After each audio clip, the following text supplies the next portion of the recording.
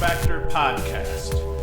What is up? You're watching the 163rd episode of the LaxFactor podcast. Today, we are going to talk about the Notre Dame Maryland game, which went into overtime. We're going to talk Duke Loyola. We're going to talk North Carolina Rutgers. All three of those games went into overtime. And then we're going to talk about the bloodbath that was the Virginia Georgetown game. Before we get into all of that crap, please like, subscribe, hit the notification bell. We're approaching 10,000 subscribers. We're trying to just get to 9,600 ASAP. So if you could just subscribe, even if you're an audio listener, go to laxfactor.com/YouTube and you can subscribe there, or you can go to laxfactor.com and get some swag and crap like that. So let's dive right into this here. We had the Notre Dame Maryland game. It was a crazy lacrosse game. First half in this game was a game of runs. Notre Dame, they struck first, but Maryland followed up with 5 unanswered goals, taking a commanding 5-1 lead by the end of that first quarter. Griffin Brown and Jared Bernhardt, they each put up 2 goals over that stretch, and then Bubba Fairman contributed the other. The second quarter, it was Notre Dame's turn. As was often the case, Notre Dame was a really good second quarter team, roaching a couple of teams. Syracuse was one of the teams I remember they roached in the second quarter. And they shine in the second quarter. The Irish, they go on their own 5-goal run en route to taking a 6-5 lead with just under 6 minutes in the second quarter. Leahy had 2 goals over that stretch. Kavanaugh assisted 2. York, Jacobois, and Westland each tallied as part of that run. And then in fitting fashion, Jared Bernhardt stopped Maryland's bleeding by roaching his defender on the high side, sticking one from about 6 yards out, point blank. No one on his hands. Scores tied up at 6s. Bernhardt followed up with another goal a little bit later, gives Maryland a 7-6 lead off a filthy, dirty stick up the right side. That's a trend with Bernhardt scoring goals going up the right side. This game would see Notre Dame build a 3-goal lead early in the fourth quarter, prior to Maryland going on a very quick 3-goal run that knotted the game back up at 12s again. And it was just one of those deals where once Notre Dame got that 12-9 lead, I was like, whoa, it is looking legitimately like we might be getting to the point where we have an all ACC Final Four. Not so fast, because Maryland, just like that, they get a couple of quick goals. They tie things up at 12s. They traded goals. After tying it up at 12, they trade goals. We're in at 13-13, and we are going into overtime for the third time this weekend, which was pretty crazy. The result? Very anticlimactic, because Anthony Demaio hit the game winner on a sneaky give and go with Logan Wisnauskas, and Maryland prevented an all ACC Final Four, winning in overtime and winning quickly. They didn't drag that overtime period out at all. They win the faceoff, which they had not won faceoffs pretty much all game, and we'll talk about that a little bit further down here. Demaio gets the ball. He's the first dodge. He actually kind of dodges. It looks like they got it covered. He hits Wisnauskas. He keeps cutting. Wisnauskas gives it right back to him, and he sticks it with his left down that right alley. It was actually a pretty slick give and go. And now we have a Big Ten team with 4 or 3 other ACC teams in the Final Four here. Stat line for this one: Griffin Westland, 1 goal, 3 helpers. Wheaton Jacobois, 4 goals. Pat Kavanaugh was quiet with a goal and 2 helpers. For Maryland, Jared Bernhardt, 5 goals. Logan Wisnauskas, 3-1. Anthony Demaio, 1 goal, 3 helpers with the game winner in his pocket. The Maryland defense, they did a really good job defensively overall in this game. They forced 11 of Notre Dame's 18 turnovers. The Terps took incredible care of the ball, and the Irish didn't. Nick Grill, Josh Kaufman, they each had 2 takeaways and 2 ground balls. Grill and the Terps did a great job overall, just keeping Kavanaugh bottled up. They didn't give Notre Dame a whole lot. And one of the things I think that we saw in this game was that Maryland had a much more efficient offense. If we look at the faceoff battle, Notre Dame owned the faceoff dot, taking 20 of 30. You couple that with Liam Entenmann making 16 saves for Notre Dame. So that gave Notre Dame enough extra possessions. Usually, if the other team roaches you on faceoffs, you hope that your goalie is the one that puts up all the saves like Entenmann did, and that wasn't the case. Entenmann stopped Maryland on the doorstep numerous times. Notre Dame already won 20 of 30 draws. Both teams cleared the ball pretty well. So in a game like that, you need the possessions, or you need to be efficient to make up for the lack of possessions, and Maryland was. Notre Dame's side, they had just enough possessions where Maryland disrupted their offense badly, but they were able to just keep coming at you, and that was how Notre Dame was able to keep things close. The goalie battle, Entenmann, 16 saves, and Notre Dame's extra possessions in all, like that just saved them. It saved their butt. Entenmann needed to play big. I said, honestly, I believe my quote was that Entenmann needed to make 17 saves for Notre Dame to win this game. maybe that would have proved to be true. I think that was Entenmann that I said that. Somebody had said, hey, they're going to have 17 saves again to win this game. It would make me like a wise sage if I did get that right.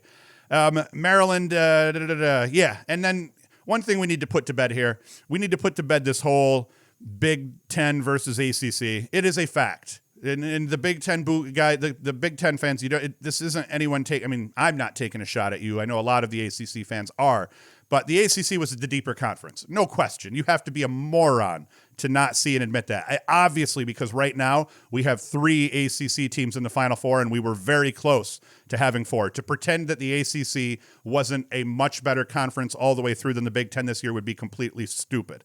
But Maryland is still in it. So just because we have 3 ACC teams in the Final Four here, all 5 got into the tournament, it doesn't mean yet that the best team in the country is out of the ACC. Maryland could still own that spot. So all the ACC chirpers, you better shut your mouths because you haven't won anything yet. And the same thing goes for the Big Ten. Big Ten was not as deep. To think that Michigan, Penn State, Hopkins, Ohio State were as good as the rest of the 8. No, they could have beat an ACC team on a given day. Probably Cuse. Probably could have beat Cuse.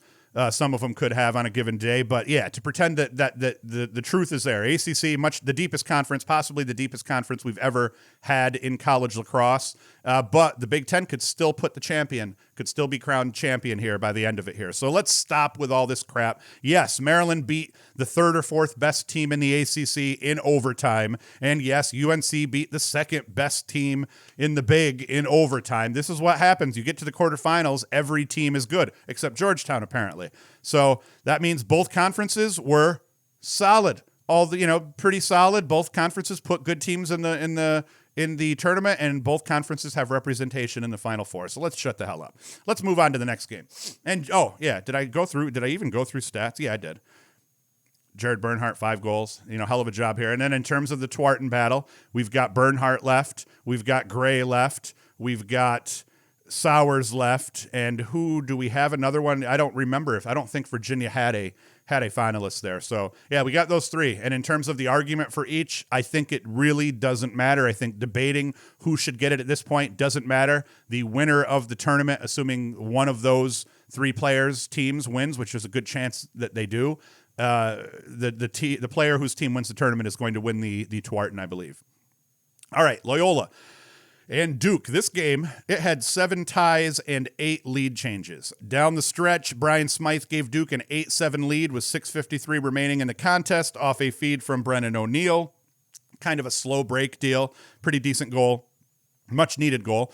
Dan Quigley from Liam Bateman got things knotted back up for Loyola with just under 3 minutes to go. 48 seconds later, Loyola took the lead, this time Lindley from Evan James. Very nice finish on the crease by Lindley, and Hiselli was hype. The dude was pumped up for good reason, obviously.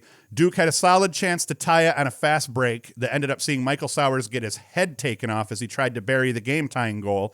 That led to a Duke man up. Sowers hit O'Neill on the left wing for the game-tying goal with 69 seconds to go in regulation, and that forced overtime. And then Duke got the first possession. Loyola did a great job tying Sowers up on a take, giving themselves a chance, but in the end, they couldn't get it done either. Ball goes back to Duke, and it was Joe Robertson dodging from X up the right side and sticking a very familiar-looking game winner for the Blue Devils, and the celebration commenced. Duke became the 3rd ACC team in as many games to join the Final Four. It was the 2nd overtime game of the quarterfinal round, so a hell of a job by Duke. As we're looking at their stat line, Brennan O'Neill, 4-1, Michael Sowers, 1-3, Joe Robertson, 3-1, including that game winner in overtime. Loyola, Evan James had himself a hell of a game, 4 goals and a helper. Aiden Olmstead didn't tally a goal, but he had 3 assists. Credit Duke's defense for that, and Kevin Lindley was held to 2 goals. Face-off battle. Jake Naso bullied Bailey Savio. I've kind of got a greater appreciation for faceoffs, especially this season, as I really start to get better at diving into box scores. So you watch a game, you get a feel for the game. You start reading that box score and you start reading that play-by-play where you're kind of reading the play-by-play from all these teams' box scores is like the Matrix or something, and you start seeing the importance of those possessions off face-offs.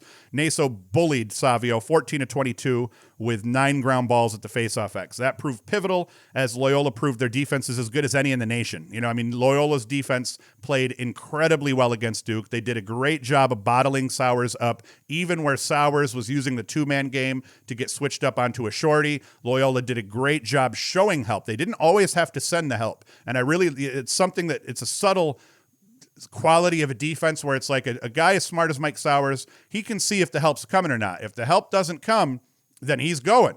If the help comes or if the help just shows, Michael Sowers is the kind of kid that's unselfish enough that he won't run himself into a double team, unless absolute, desperation dictates it. Even then, he might not do it. So I thought Loyola did a great job defensively of showing help, and then the Duke offense did a great job of being patient and not kind of running into those double teams repeatedly and getting into that situation where they turn the ball over too much. Because winning the faceoff battle, if you take care of the ball and win the faceoff battle, it puts you in a good position to win, which they did by the end of this. Goalie battle. This was won by Sam Schafer.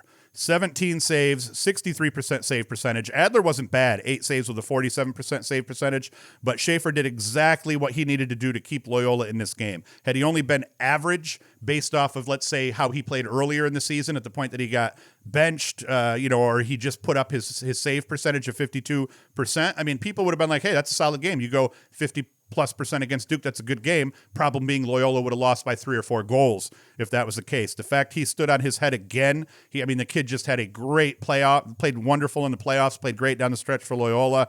That ends up making a big difference for Loyola here. So he wins that battle. Now, one of the other things I saw here, overall in this game, though, Loyola proved their defense was as good as any in the country. That's what kept Loyola in this game. Defensively, they did a great job trying to bottle up that prolific Duke offense. I would have liked to have seen O'Neal get some more touches, but I'm not sure how that played out and why it didn't happen, because O'Neal, I think, only took 5 shots. 6 shots, scored 5 goals. They didn't seem to have an answer for him when he went to the rack, but then again, a couple of his goals were assisted too, so who knows? I did see somebody posting in the college lacrosse discussion board, trashing Sowers, saying he didn't do anything, blah, blah, blah. Listen, if you think that Sowers played like crap and did nothing in that game, you're not paying attention.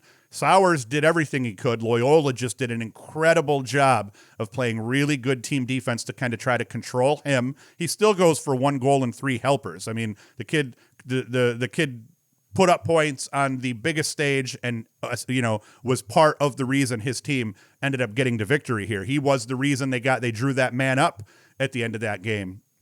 And then he ended up, instead of scoring the goal because he got his head taken off, he ends up feeding O'Neal on that wing. Sowers is an unselfish kid. He lets the game come to him. And in this game, the way it came to him was 1 goal, 3 assists. Yes, he got stuffed by Schafer on a few occasions. And I was actually talking to his dad, and he said that Sowers specifically said to his dad, who then said to me, that he said, like, he just would get these one-on-ones, or he would get some openings here in the middle of the field where it's like, this should be a goal. And Schafer just stood tall. The kid played great. That's what happened against Georgetown as well, especially or against Denver in that game at the end, where Schafer, it wasn't his stick that made the save. It was his body being in position. And when that happens, when a goalie's playing good, when a goalie's in good position, it seems impossible to score at times, and Schafer, credit to him for that. But in the end, Duke showed the big guns ended up getting it done for them, and they advance.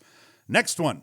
Sorry, I'm kind of yelling into the mic here. Rutgers, 11. Number 1, North Carolina, 12. Another OT game. The last 9 minutes of this game couldn't have been more exciting. Rutgers took a 2-goal lead with 8:52 remaining off a Connor Kearse goal. Just another example of Kearse being able to create offense even while being well defended.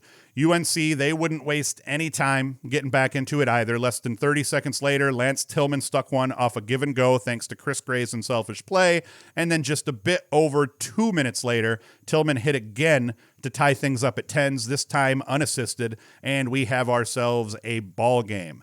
Adam Charlambides stung a nasty backhanded goal up the right side, left-handed, to get Rutgers back on top with just 3:59 remaining. Absolutely filthy goal. Charlambides just comes up that left, covered. You'd think the only option here is really that. That was the only way he could have potentially scored that goal. He put it in the corner, stick side, or Kirst might be left-handed, so maybe he put it off his ear on his right, but it was like near side that he stuck the corner. It was filthy. And again, UNC answered right back off the ensuing face-off. Tucci, he goes to the rack, clean pinch and pop, and the slide was just late. He ended up getting put down, I think. But now we're 11 up with 3:54 to play in this game, and it would stay that way until we hit overtime. Connor McCarthy, he'd be the hero, scoring the game winner off a Will Perry feed, and UNC sent Rutgers packing in heartbreaking fashion if you're a Scarlet Knights fan or a member of the Scarlet Knights program here. It was terrible. Terrible for them. It was a ridiculously good game, though, and a great showing out of Rutgers. They really shut a lot of people up that were saying that Rutgers didn't necessarily deserve all the accolades they got throughout the year.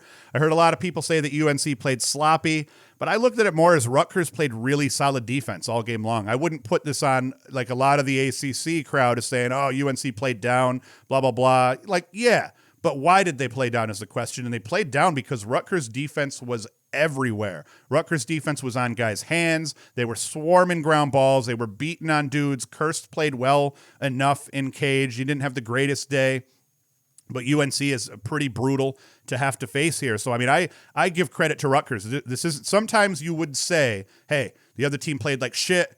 This is why that team was able to hang. And no, I wouldn't say that. I would say Rutgers earned that overtime loss. I mean, they played great lacrosse, I think. I think if UNC and Rutgers played 10 times, I think UNC wins 8 of those times. They could win 9 of those times. And I think that UNC may more often than not beat them by a couple of goals, a handful of goals even, but Rutgers played great. They did everything perfect, and they just kind of faltered down the stretch a little bit, clearing problems down the stretch a little bit. I think they had 2 failed clears late that resulted in goals, and then just a couple other mishaps, and boom, UNC wins it. Stat line, Lance Tillman for UNC, 4 goals. Justin Anderson, 3 goals. Chris Gray, 3 helpers. That was it. They kept him off the scoreboard. That can't be right, but that's what my stat box says. Rutgers, Adam Charlambides, 4 goals. Ross Scott, 2-1. Connor Kirst, 2-1. Face-off battle, not much of a factor. DeGenio won 56% of the draws for Rutgers, taking every face-off. UNC struggled at times at the face-off X, but they did okay, and Tucci's goal late more than made up for that, that margin that they lost those by. Goalie battle, Colin Kirst proved to me that he's one of the top 5 goalies in the nation, no doubt.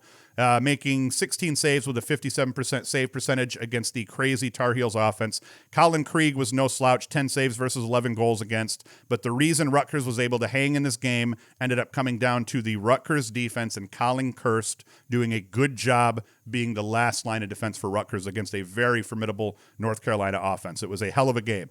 Being in Rutgers' position, they needed a perfect game defensively, and they almost got it. They actually, technically, in terms of their on-field defensive play, they got it. It was that clearing game at the end that kind of let them down badly. All right, we're diving into the last one, folks. Georgetown, UVA, an absolute bloodbath here. There isn't much to say about this one. Connor Schellenberger dominated this supposedly concrete Hoyas defense, going for 6 goals and a helper. Georgetown didn't help very often in terms of help defense, which was perplexing because Virginia was winning both in 6-on-6 sets as well as in transition. The Hoyas looked absolutely lost. The Virginia defense, they were the squad that was on a mission. They looked like the squad that was on a mission. They shut down Georgetown in every area. They limited their transition looks. They didn't allow guys to get beat without sending help, often knocking guys on their asses. They played very physical. They swarmed balls. They were faster, more organized, and where chaos reigned, UVA's defense kept their heads and played well. Stat line, Connor Schellenberger, 6-1. Ian Laviano, 2 goals. Connor, 2 assists. UVA had a bunch of other guys that either had like a goal or an assist as we rip down their stretch. For Georgetown, Jake Caraway, 1 assist off 5 shots. Face-off battle, baby. Petey fucking LaSala dominated it as I predicted. He bounced back from a rough week last weekend, and he won 15 of 19 with 9 ground balls and that sick backhanded goal as part of this UVA rout. LaSala is a big reason this game went off the rails and went off the rails early. UVA played make it, take it all day thanks to LaSala's savagery, and the Hoyas sent 5 guys out at to the face-off dot to try to change up their luck, and none of them had an answer for LaSala on, what was that? That was the Saturday game. In cage, Owen McElroy, tough go. 8 saves versus 14 goals against. So, I mean, he had a really good season, did not have a very good final game. Alex Rode was on point, didn't get tested often 8 stops versus 11 shots on cage, only giving up 3 goals on the day. Great outing overall, though, for Rode as he wins the goalie battle, and there's really not much more to say about this one. Georgetown got waxed start to finish, and that is what happened in our weekend of college lacrosse. I am going to kind of end this one early here today. I'm going to do the matchups on Wednesday, maybe Thursday, but I'll put out on. I'm going to schedule it for Wednesday, and put it out on the normal day for once for the Final Four matchups, and then I'm gearing up, getting ready to go on vacation, and I've got work and all that crap to catch up on. I wanted to make sure I got a show out Monday though, the first time on time in a while here. So that is it. I'm going to get out of here, come back Wednesday, and then we're going to do the show recapping Monday's games early Tuesday morning as well. I'll do that on location from Orlando, Florida. So as always, everybody, go to LaxFactor.com, get some swag, support us that way. I will also talk about some of the D2, D3 games and stuff like that coming up on Wednesday. So that's it. Thank you for watching. Thank you for listening, and Hoost is out.